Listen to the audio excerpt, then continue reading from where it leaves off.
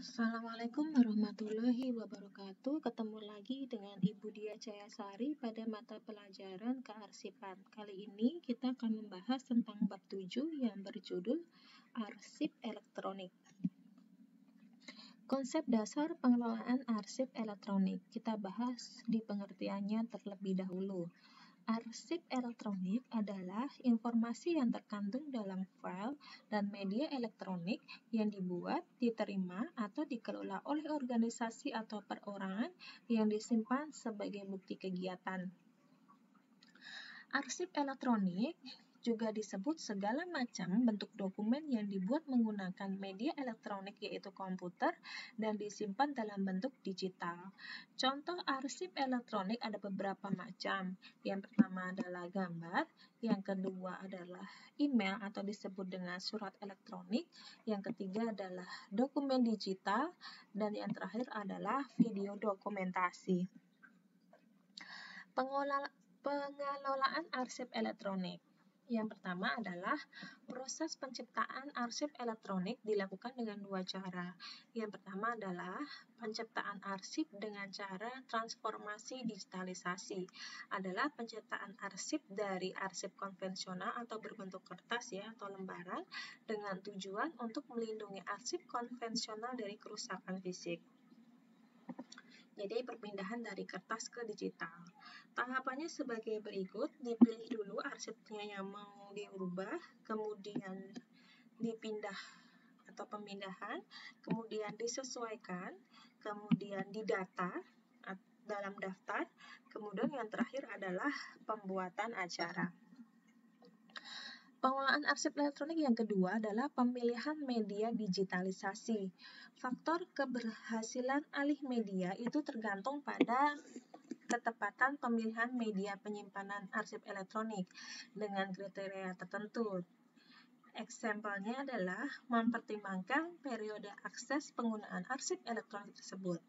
Berikut kriteria pemilihan media penyimpanan. Yang pertama adalah longevity, yaitu ketahanan simpan, capacity, kapasitas ruangan, viability adalah pengenalan kesalahan, kemudian obsolescence, ini adalah kemudahan di pasaran, jadi kita mencari di pasaran itu mudah enggak, kemudian dilihat dari cost atau harganya, kemudian yang terakhir adalah susceptibility atau ketahanan pemakaian.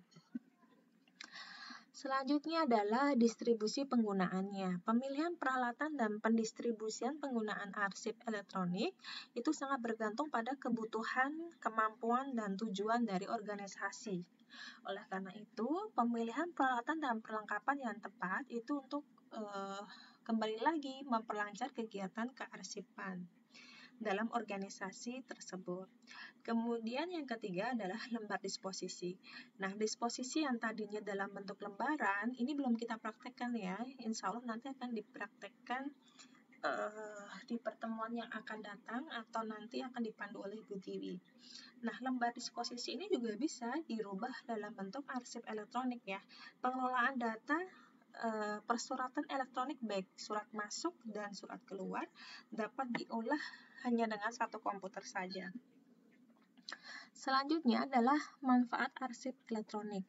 Yang pertama adalah cepat menemukan kembali arsip, pengindeksan yang fleksibel, pencarian kata kunci.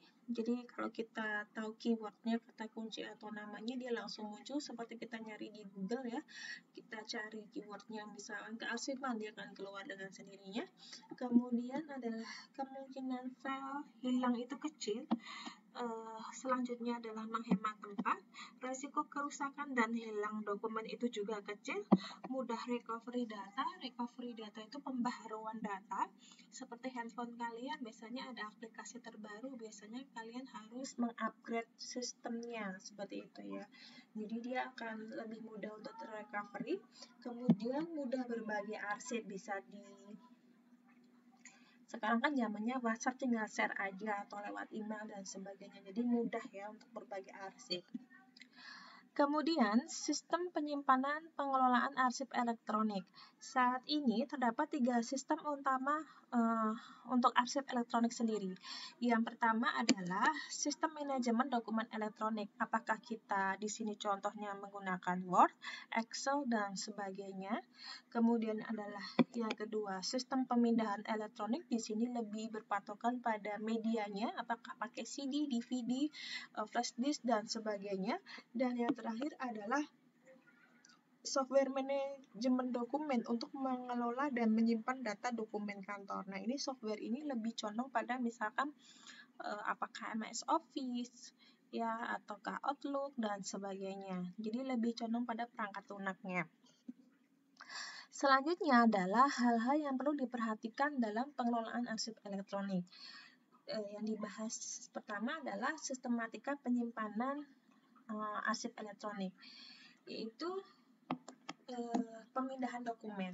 Seperti apa sih contohnya pemindahan dokumen? Yaitu yang pertama itu scanning. Scanning itu seperti mesin fotokopi atau printer, cuman dia itu sebenarnya merubah dari bentuk kertas ke dalam bentuk foto. Cuman fotonya itu mungkin lebih rapi dibanding kita memfoto langsung pakai handphone ya. Kalau kita melakukan foto dokumen lewat handphone, biasanya ada bayangan atau ada tangan kita yang baru memegang HP kan biasanya kayak berbayang di kertas gitu loh. Tapi kalau scanning dia tidak ada bayangan, hampir benar-benar full foto gitu, seperti foto asli dari dokumen tersebut. Kemudian adalah conversion. Conversion di sini adalah dia merubah bentuk dokumen atau format dokumen yang mungkin tadinya PDF kemudian diganti ke Word atau sebaliknya dari Word ke PDF. Jadi conversion ini adalah memindah atau mengubah format. Kemudian selanjutnya adalah importing. Importing ini sama pemindahan, cuman dia bedanya kalau conversion ini adalah lebih condong ke dokumen ya. Kalau importing ini lebih condong ke audio, video, suara dan sebagainya. Jadi lebih bentuk animasi ya. Selanjutnya yang kedua adalah penyimpanan dokumen. Nah, ketika kita melakukan penyimpanan dokumen, kita harus butuh media penyimpanannya itu apa saja. Contohnya adalah CD, DVD, flash disk. Nah, ini yang terbaru adalah hard drivers. Jadi, hard yang dia itu atau penyimpanan di luar dari komputer. Ini masih mahal ya harganya. Sekitar 600.000 sampai sejutaan lebih. Kemudian ada worm, kemudian yang terakhir adalah magnetic optical storage. Selanjutnya adalah pengindekan dokumen. Di sini ada 3 cara: folder file, full text indexing, kemudian adalah index fields. Kemudian langkah keempat adalah mengkontrol akses. Nah, cara mengkontrol akses di sini yang perlu diperhatikan yang pertama adalah keamanan yang komprehensif. Komprehensif itu artinya berkesinambungan atau menyeluruh ya. Kemudian yang berikutnya adalah ketersediaan yang luas dan akses yang fleksibel. Jadi dengan menggunakan komputer, arsip elektronik ini dapat dijangkau dengan luas dan aksesnya itu lebih mudah ketika mencari arsip tersebut. Selanjutnya yang kelima adalah implementasi arsip elektronik. Implementasi itu adalah bentuknya, bentuk nyatanya ya dari arsip elektronik. Contohnya apa? Misalkan arsip tentang training, isu-isu hukum, support dan pemeliharaan, kemudian mengevaluasi kebutuhan, kemudian menskala plot project ke solusi perusahaan, dan yang terakhir adalah instalasi. Nah, selanjutnya kita bahas tentang jadwal retensi arsip elektronik. Nah, di sini kalau untuk arsip elektronik ada 2 cara menjadwalnya. Yang pertama adalah retensi berdasarkan fungsi dan hubungan. Dan yang terakhir adalah retensi dokumen tradisional pada masing-masing departemen maupun periode retensi yang dimaksud. Nah, selanjutnya kita bahas tentang kelebihan dari arsip elektronik. Kenapa sih kita harus menggunakan arsip elektronik? Apa saja kelebihannya? Yang pertama adalah proses penemuan dokumen lebih cepat, file hilang lebih kecil, hemat tempat penyimpanan, resiko kerusakan arsip elektronik dapat dinetralisir, kemudian berbagi dokumen lebih mudah, tinggal share aja ya, keamanan arsip terjaga, mudah recovery data atau pembaruan data, hemat SDM dalam pengelolaan arsip. Jadi di sini cuma butuh satu komputer dan satu SDM saja untuk mengolah semuanya. Kemudian hemat kertas tinta untuk mencetak karena arsipnya berbentuk digital atau elektronik. Jadi hanya cukup disimpan di komputer atau media penyimpanan seperti flash disk, CD dan sebagainya. Jadi tidak butuh untuk kertas atau tinta untuk mencetak.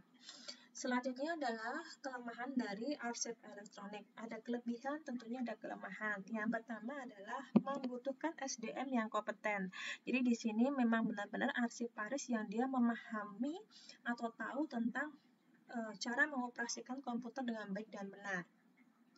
Jangan sampai merekrut arsiparis asal-asalan, tidak paham atau mengenal komputer, yang ada nanti komputer akan rusak dan arsip akan acak-acakan ya dalam komputer.